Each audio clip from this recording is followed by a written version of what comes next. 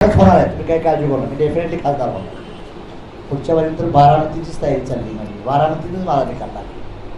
म्हणजे महाराष्ट्रातल्या 5 लोकसभा लढलो, नांदेड लढलो, सांगली लढलो, माढा लढलो, बारामती आणि परभणी 5ही ठिकाणी माझा पराभव झाला.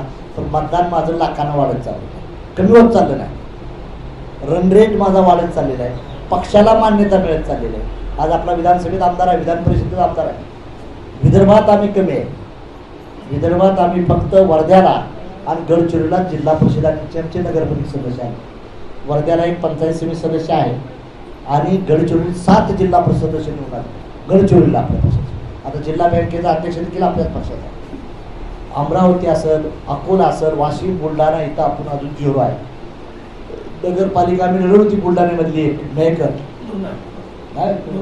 लोणार लढवली होती, पण तिथं आम्हाला यश आलं नाही. विशेष